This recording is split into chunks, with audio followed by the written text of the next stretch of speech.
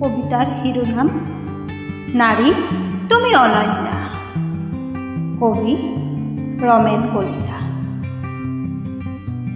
হাজাৰ নাৰীৰ মাজত বিচাৰি ফুৰা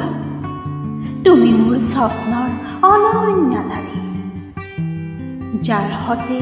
ভগাই ল'ব পাৰি এটা দুখৰ ৰাতি, এডৰা সুখৰ সৰিয়হ ফুল, আকাশ ভৰা হাঁহি, নৈৰ সমান চকু পানী, যাৰ সতে কথা পাতি শুই নপৰে হাজাৰ তাহিতৰ ৰাতি, যি নাৰী ভাল পাওঁ বুলি ক'লে ফুলি উঠে শাৰী শাৰী সোণাৰুৰ হালধীয়া পাহি, যি নাৰীৰ বাবে আগবঢ়াব পাৰি আলিংগনৰ দুখনি হাত, যাৰ বুকুৰ শয্যাত যাপন কৰিব পাৰি শীতৰ কুঁৱলী ভৰা ৰাতি, যি নাৰীৰ গৰ্ভত ৰোপণ কৰিব পাৰি বসন্তৰ সেউজীয়া গছ,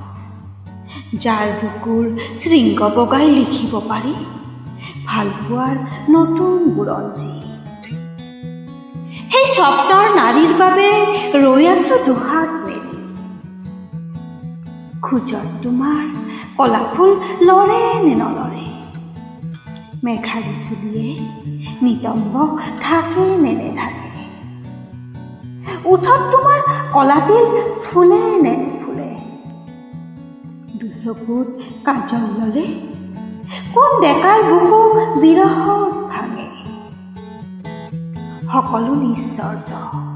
তোমাৰ প্ৰেমত, কামনাৰ পিয়াসত তুমি আতুৰ নাৰী, একেই পথিক মই এক নষ্ট কবি,